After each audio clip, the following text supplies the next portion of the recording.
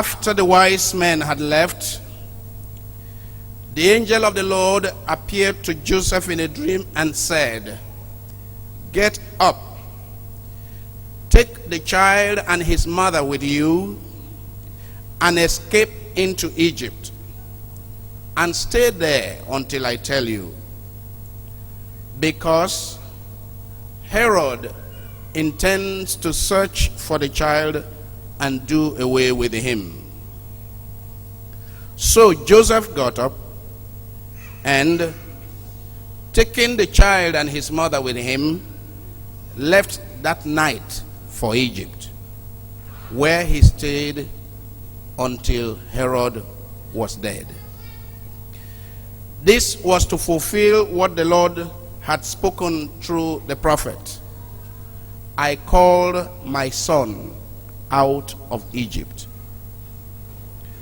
After Herod's death, the angel of the Lord appeared in a dream to Joseph in Egypt and said, "Get up, take the child and his mother with you, and go back to the land of Israel, for those who wanted to kill the child are dead." So Joseph got up and, taking the child and his mother with him, went back to the land of Israel. But when he learned that Archelaus had succeeded his father Herod as ruler of Judea, he was afraid to go there. And being warned in a dream, he left for the region of Galilee. There he settled in a town called Nazareth. In this way, the words spoken through the prophets were to be fulfilled: "He will be called a Nazarene." The Gospel of the Lord. Question number 1. What elements make for a wholesome Christian family life as shown in today's readings? What elements make for a wholesome family life as shown in today's readings? What elements make for a wholesome Christian family life as shown in today's readings? Question 2. Jesus wants to occupy the central place in our marriages and in our family relationships. Jesus wants to occupy the central place in our marriages and in our family relationships. What obstacles do we sometimes put on his way so that he's not able to occupy the central place? And how should we overcome these obstacles? Question 3. How does the celebration of the Holy Family today, how does it challenge our modern tendencies towards marital infidelity, children outside wedlock, easy divorce, abandonment of aged parents, and now homosexuality and lesbianism, including the call to legalize homosexual marriage? Now, how does the celebration of the Holy Family, how does it challenge the modern tendency towards these aberrations? Who look at me? Okay. To answer question 2, what places an obstacle in our relationship with Jesus is actually life. Living life, the rat race. The rat race. We get so caught up in providing for our families, doing the things that we think are important to be a success in life. We don't pray as often as we should. Because we don't pray, we don't have grace. Because we don't have grace, we don't see the sins that we are committing. So it's life, the way we live our lives. So it's not life, it's the way we live our life. The way we live our lives. Okay, give her a round of applause. We engage in senseless rat race that leads nowhere. Thank you. Any other? Question 1. Yeah.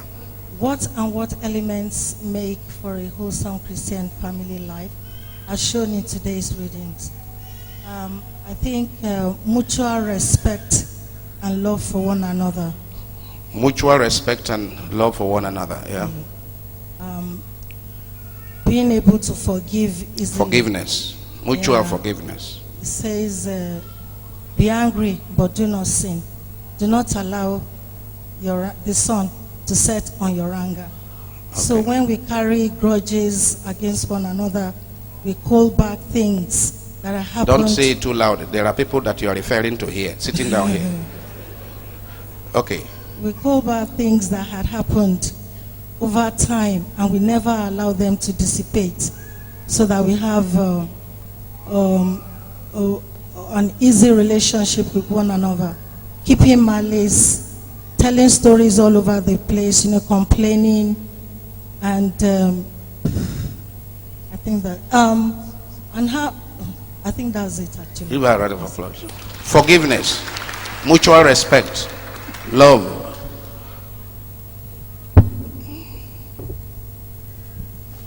Yes, Glory to Jesus. Yeah. I'd like to answer question number 1. Yes. I feel that the elements making a wholesome Christian family life are love, respect, forgiveness, honor, and kindness. How do you know? Are you married? No. Do your parents practice some of it? Yes. Some? All. All. Give him a round of applause. There are a few children here who will be able to say their parents are practicing all. Let's give them another round of applause. Henry, just whisper to me. They never fight. They know they fight. Don't they fight? Are you sure? When you go to school, don't they fight? Thank you very much. Yeah, let me. Yes. Tackle question number 3. 3. Yeah, the Holy Family. It has many branches, right? What? Within? Yes. Go ahead. We are seeing the ideal family celebration today in terms of the family of Jesus, Mary, and Joseph. And that is the ideal family in which we are called to emulate. Regarding homosexuality and lesbianism, it is clear that anyone that not fits in, man, woman, and children, looks out of it. So invariably, the church is calling us back to the ideal family, and that is why we are celebrating today. So invariably, homosexuality and lesbianism has no place in the church calendar or the church history. So I think along that line. On the abandonment of aged parents, we have heard the respect. And of course, the book of our first reading today tells us clearly what and what to expect. Is a reciprocal relationship. Give to when the parents are to take care of the children when they are young. And of course, when their health fails, when they are old, the reversal should be the case. On easy divorce, well, the church's doctrine is there, and of course the biblical saying that you should not make attempt to even divorce on no account. And if you have an ideal family, the issue of divorce will surely not come into place further. Children outside wedlock. We saw Joseph today with all the inconveniences, moving from, first of all, listening to the words of God, or the angel telling him, move from here, from out of Israel to Egypt, and you come back and settle in Nazareth and things like that. So, first of all is obedience. And when we now listen to God's voice and do his command, the rest are clear. I really don't. Let me just stop at this level further. Thank you very much. Give him a round of applause. Did I ever tell you the story? I think I must have told you the story here of a family I knew in Lagos. And very happy family. Very nice, closely knit family. 4 children, a mother and father. And one day, the first daughter being 24 years, another being 20, another being 18, and so on. One day, one young man walked into the house and said he has come to see his father. And everybody was like, is this person mad? You have your father in this house. And he was 21 years old.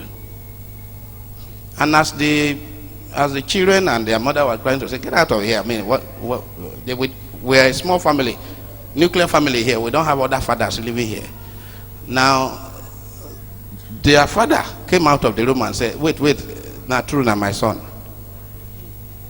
21 years old, and nobody in this happy family knew that there was another child of this man. What do you think happened? A total devastation, loss of trust. It took the wife about 3 months to accept and to forgive and so on, but I'm not sure that till now the children have forgiven after about 10 years, because the children said, Mr. Man, no more daddy, you are not to be trusted. Mr. Man. All of a sudden that their daddy became Mr. Man. The children were very angry. So children outside wedlock has devastating consequences. Devastating consequences. And there will be many children outside wedlock as long as there is sex before marriage. What did I say?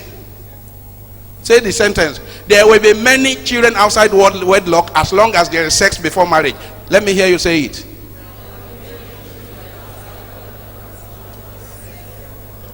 They know if you say I'm well, but that is the truth. As long as young people who are not yet married are doing what marital people do, even when they are married, they will do it outside their marriage. It is a serious case. It's a very serious case. Let 99.9 people do it. Does it make it right? And we run ourselves into trouble. Society is in serious mess as a result of this. Society is in serious mess. And we need to work on it. We who are Christians, we are not Christians only by name. We are not Christians for nothing. There are certain principles that we must live by that qualify us to be Christians. By their fruits you shall know them. It is not how much we jump or how much we shout Jesus Christ. I mean, yesterday, like everybody, we received fine, wonderful text messages, Christmas text messages from everybody. Fine, every Nigerian is a good preacher. Wonderful preacher, every Nigerian. But live the Christian life now. We say it's hard. Which good thing is not hard? Which good thing is not hard? Many of you were here 2 previous faith clinics, and we watched Bakita, a slave girl. The slave girl the slave girl who was not even a Christian had an idea of her bodily integrity, refused to sleep with her slave master in Sudan, refused to sleep with her slave master in Italy. That's about dignity of a person. Even a slave girl. She would rather die. My own brothers and sisters and my friends today, just to miss a contract, just to miss one contract, no, they will sleep with somebody in order to get the contract. In the church, we celebrate the feast of Maria Goretti, the feast of St. Lucy, the feast of St. Agatha. They are all people who died rather than have themselves violated. Did you hear me? And this is not just an ideal that is far from being realizable.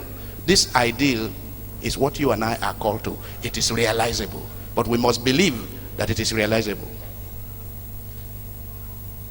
May the Lord teach us this message and the blessings that follow this message. Amen. Okay.